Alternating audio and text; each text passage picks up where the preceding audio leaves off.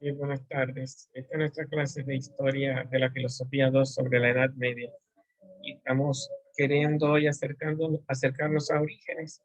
Y previamente estamos recordando a Clemente eh, de Alejandría, ¿no? Estamos con los alejandrinos, que son Clemente y Orígenes. Y decíamos que Clemente considera que hay dos líneas que prepararon la llegada de Jesucristo, ya que Jesucristo es la verdad total en estos pensadores cristianos. Pero entonces Dios preparó a través de la filosofía la llegada de Cristo en Grecia y Dios preparó a través de los profetas la llegada de Jesucristo en el pueblo hebreo. Ahora, ¿qué hay de interesante o qué hay de bonito para nosotros en el concepto de orígenes de lo que es la filosofía? Es que tal vez lo más bonito que podemos encontrar de él. Por un lado, la separación de filosofía y teología, ¿no? Los contenidos teológicos son teológicos y los filosóficos filosóficos. No hay que confundir una cosa con otra. Eh, ahí se apartó de Justino. También se aparta eh, de Tertuliano, ¿verdad? Que es como la contradicción. Hay, bueno, hay preparación filosófica, los preámbulos de la fe, hay preparación filosófica. Pero algo que yo entiendo que sería bonito que nosotros recordemos es que para Clemente la filosofía no es eh, ni una escuela ni un filósofo. La filosofía no es aristotélica, no es platónica. La filosofía no es griega. La filosofía es verdadera y buena, verdadera y buena. Eh, Aquello que construye el desarrollo mental y el desarrollo eh, humano del ser humano. Si el ser humano crece en sabiduría y en formación, eso es la verdadera filosofía, lo que ayuda al ser humano a realizarse como persona. Si es verdadera, o sea que construye a la razón y es buena, edifica el crecimiento de la persona humana. Eso es filosofía. Entonces, la filosofía eh, la encontramos cuando tú te preguntas, ¿y de qué escuela tú eres, Clemente? Clemente está en una escuela. Al era el jefe de una escuela, la escuela de Alejandría, famosa. Entonces, famosa por estudios filosóficos y teológicos. Entonces, él llegó ahí y él no se identifica con nada, sino con la verdad y con el bien que encontramos en la enseñanza. Y a eso es lo que hay que llamar filosofía. A lo otro le llaman sectas. Secta, o sea, una secta, una sección del mundo filosófico sería el platonismo, el aristotelismo, los estoicos, pero eso no, aunque ahí aparezca filosofía, porque la filosofía está en todas partes, nadie es el dueño de la filosofía.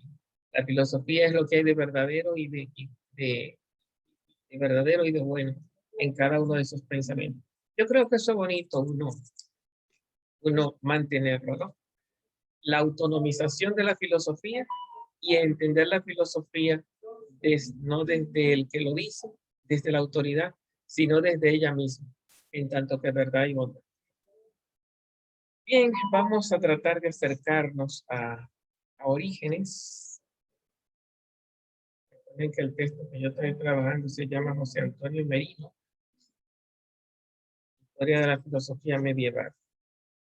Orígenes ya lo hemos preavisado como aquel que se castró.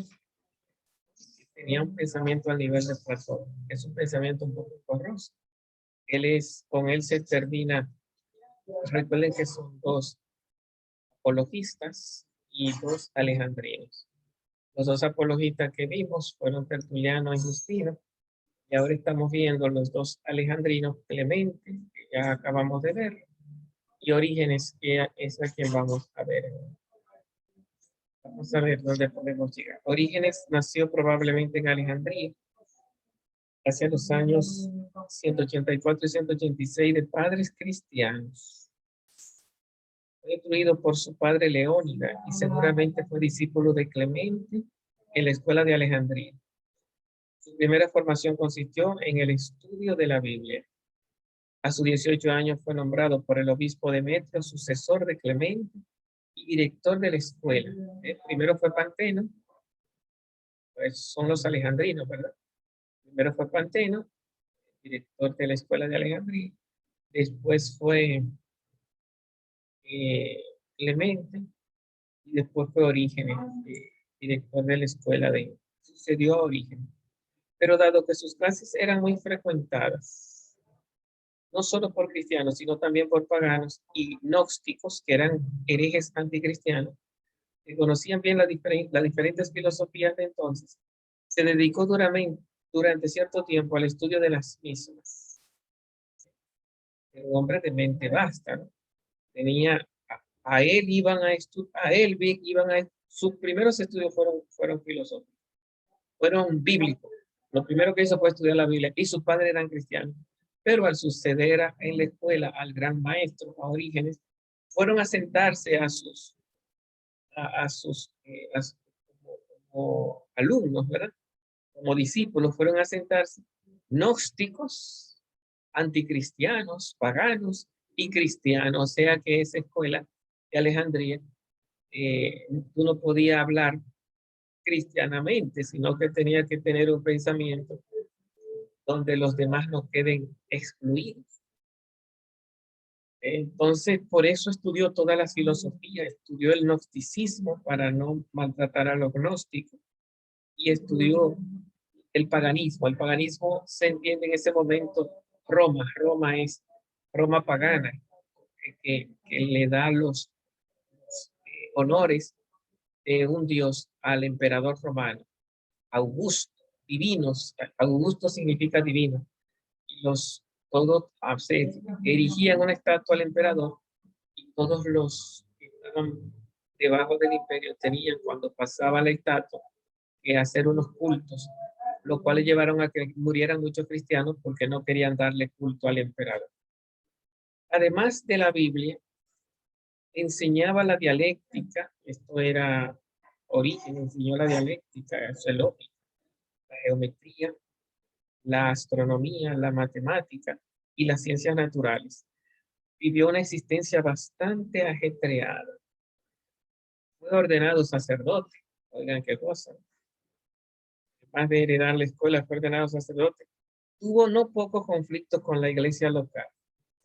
Era una persona muy conflictiva.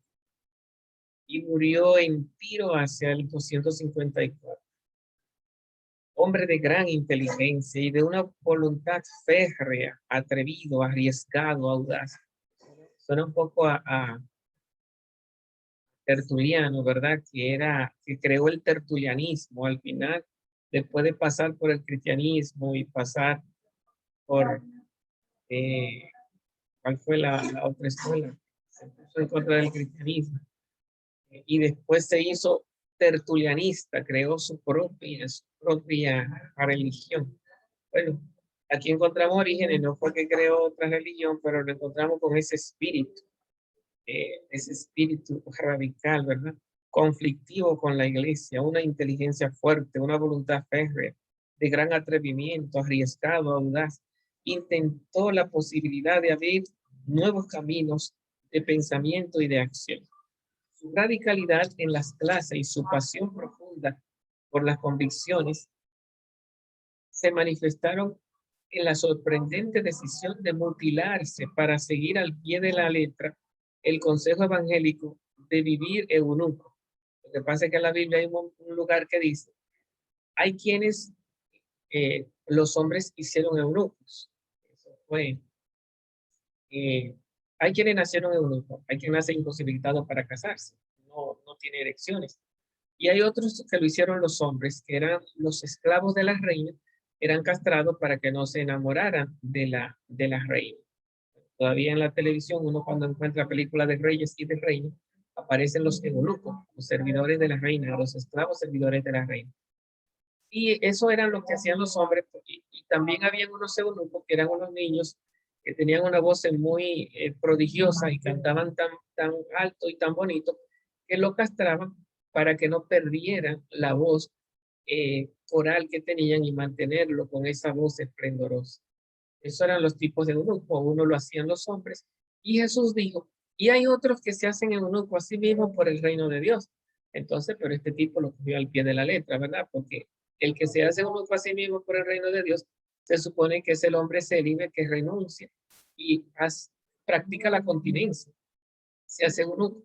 Pero entonces lo que hizo Orígenes fue que se hizo eunuco como otros, habían otros eunucos, entonces él se hizo a sí mismo.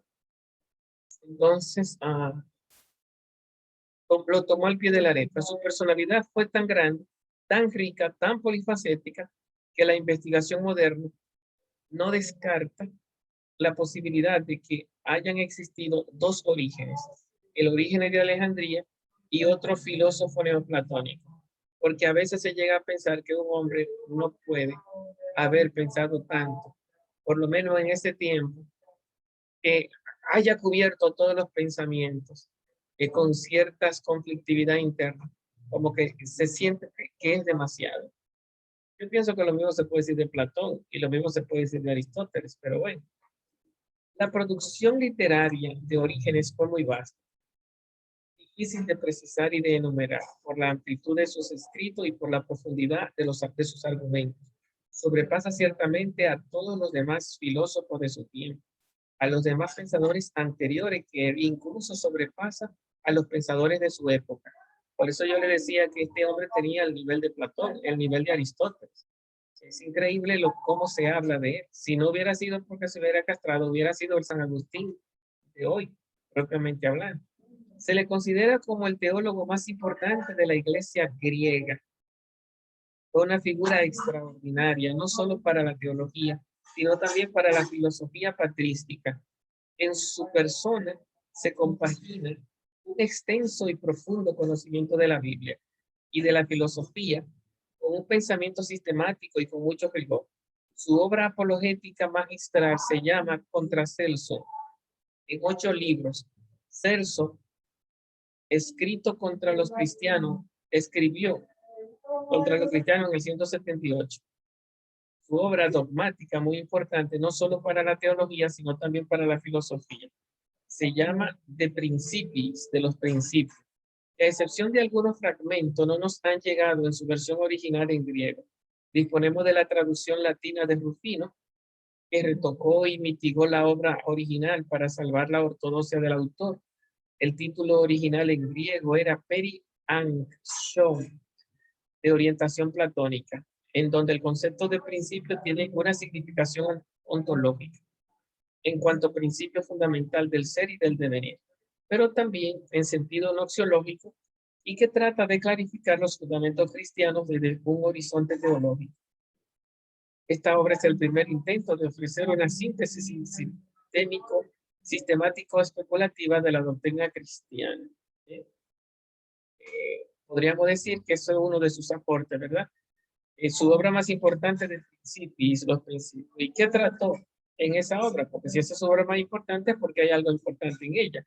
Dice, intentó ofrecer una síntesis sistemático-especulativa de la doctrina cristiana, en la misma perspectiva interpretativa de Justino y Clemente, que presenta el cristianismo como la verdadera filosofía y como respuesta a la filosofía griega, a la visión de Dios de los judíos y a la doctrina de los herejes de aquel tiempo.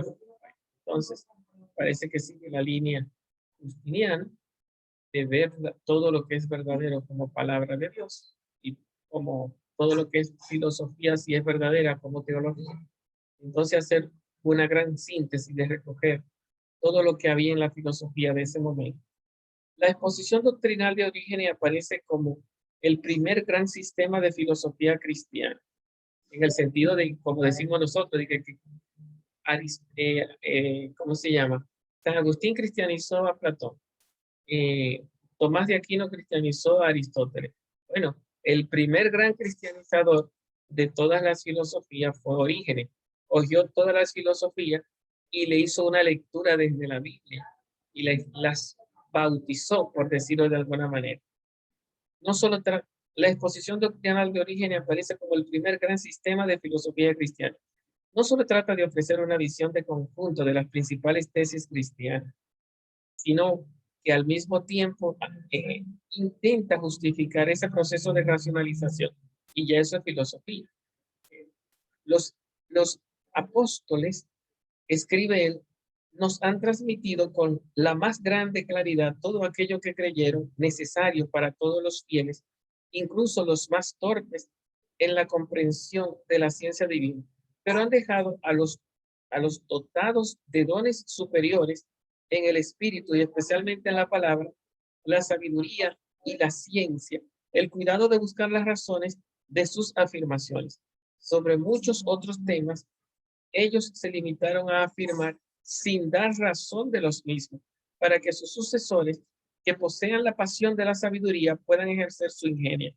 De ahí la necesidad de la dialéctica filosófica y de la retórica para convencer y persuadir. Ya uno puede ir entendiendo por dónde va, ¿no? ¿Qué es la filosofía? Lo primero es la teología. Esto es lo que dice la Biblia. Esto es lo que dice el cristianismo. El credo, o lo que se llama el depósito in fide, el depósito de la fe. ¿Qué viene a ser la filosofía? Los apóstoles no se preocuparon por explicarlo, sino por transmitirlo.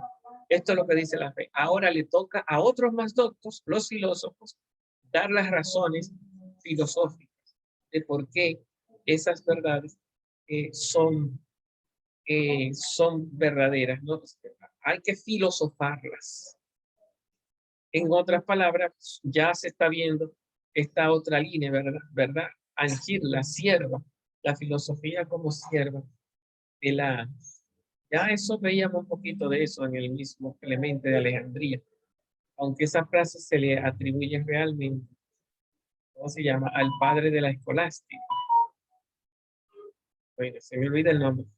Su interpretación de los textos bíblicos pretende clarificar el sentido oculto y justificar la verdad revelada. Distingue un triple sentido de la escritura, el somático, el psíquico y el espiritual, que corresponden a la división triconómica del hombre, según el platonismo, es decir, cuerpo, alma y espíritu. En realidad, él contrapone al sentido corporal o literal, el sentido espiritual o alegórico, sacrificando el primero al segundo, sacrificando lo corporal o literal al sentido espiritual y alegórico, siempre que lo cree necesario. El paso del sentido literal al sentido alegórico de la escritura es el paso de la fe al conocimiento. Se subrayan las diferencias entre ellos, pero siempre prevalece el conocimiento que proviene de la fe. La fe no es irracional, sino que se transforma en conocimiento y necesita dar razón de por qué se cree. Entonces, curioso, ¿no? La fe al final tiene que ser racionalizada. La fe al final tiene que ser entendida. Lo que comienza teológico termina filosófico. Lo que Dios dice y lo transmiten los profetas y los apóstoles, al final tiene por debajo una filosofía que la puede explicar. Ahí está el juego.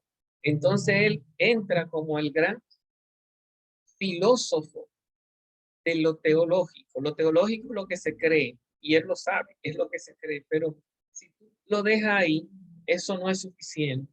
Eso no es verdadera teología. La verdadera teología es la que se filosofa, la que se convierte no en creencia, sino en conocimiento. Hay que pasar de la fe a la certeza. El que busca a Dios por fe, cree sin entender. Eso es la fe, dar el salto sin entender. Dios lo dice, yo lo creo aunque no lo entienda. Yo lo que sé es que Dios no me miente, yo lo creo.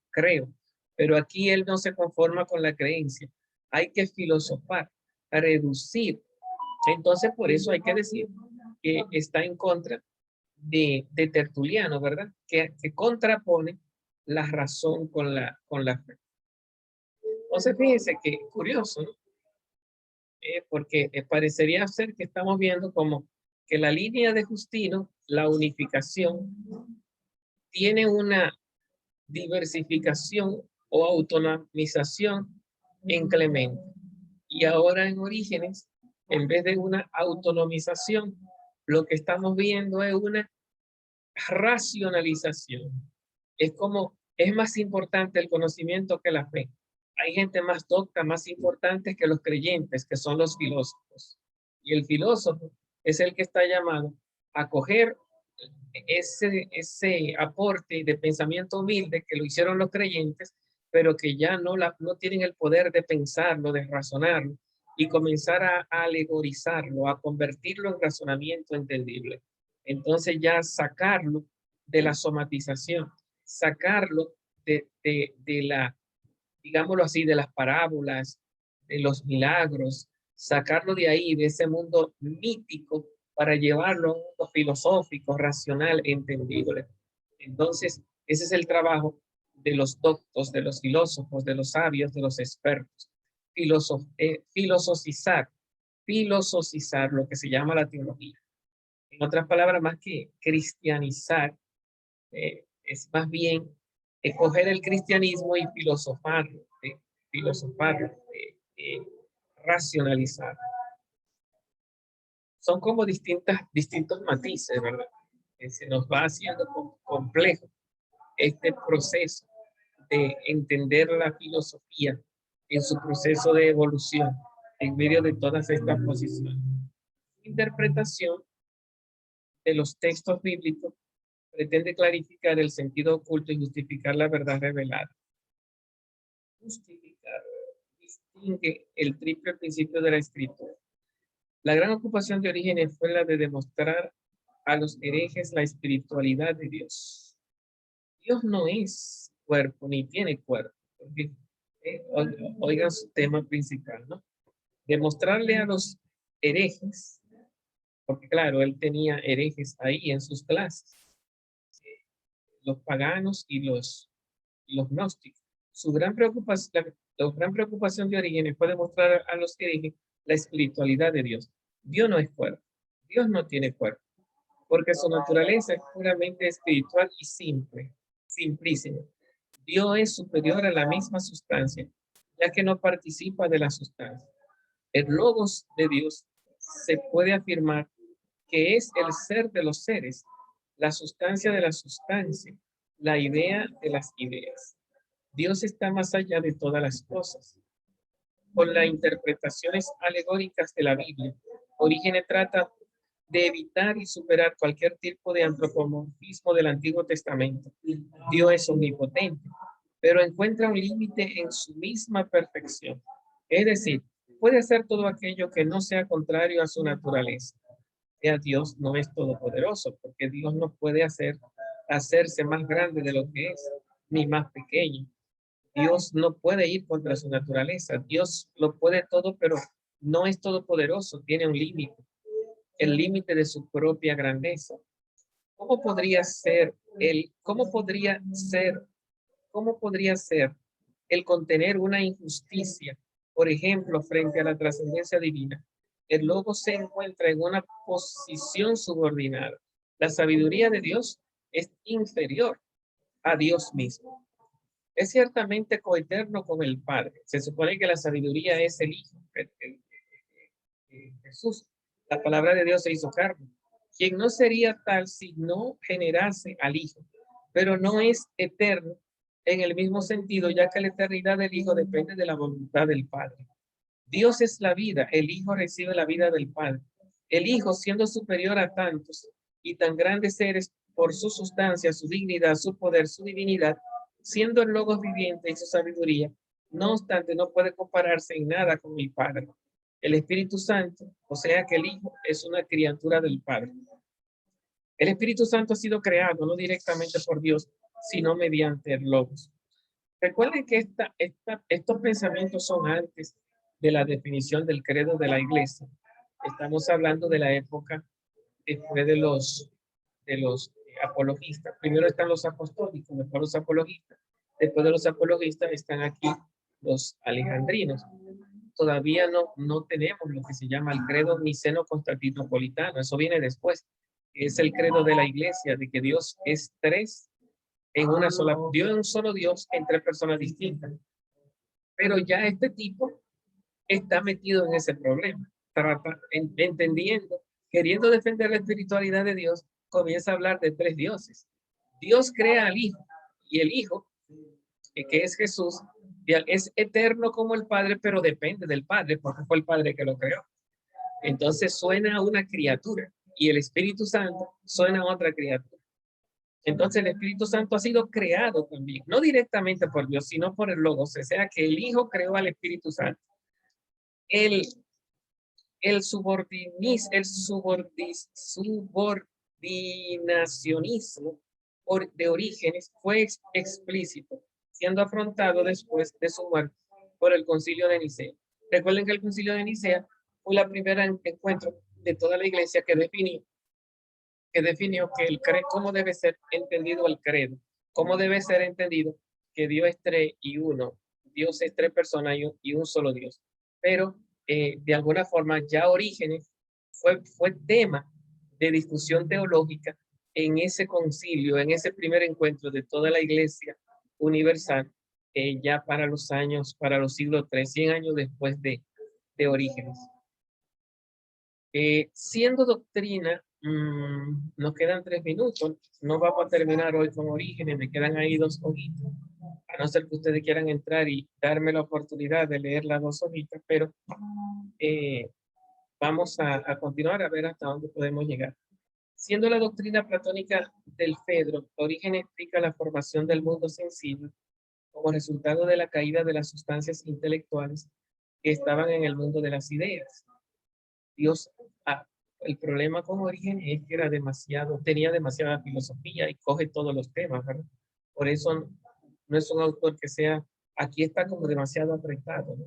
Es lo más céntrico, pero sería una persona al estilo de Platón o de Aristóteles para leer varios libros.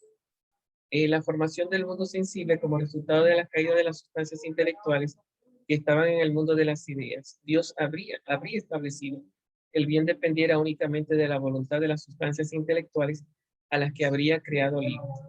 Pero dado que no practicaron el bien, ellas mismas provocaron su caída en este mundo. Pues la ausencia del bien es el mal, y en la medida en que uno se aleja del bien, entra en el reino del mal. La caída, pues, es un acto de propia libertad y un acto libre de rebeldía contra Dios. Orígenes se opone frontalmente al gnosticismo, que negaba esa capacidad humana de la libertad. Resultado de esa caída es que las inteligencias se convirtieron en almas destinadas a revestirse de un cuerpo oscuro, semioscuro o claro, según la gravedad de la curva. De ese modo se explica la variedad y simplicidad del mundo sensible y material. El mundo visible es por consiguiente resultado de una degeneración moral.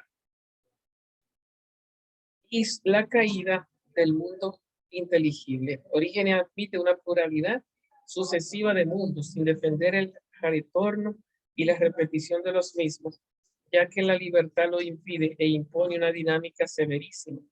Pero el mundo tendrá fin y retornará al mundo invisible. Me van a permitir volver a entrar para terminar de explicar un poquito estas ideas. Creo que tienen ahí unas curiosidades muy interesantes y como conviene mejor que terminemos con Orígenes para no tenerlo pendiente para la próxima clase, que ya nos queda muy poco. Subimos de una vez entonces.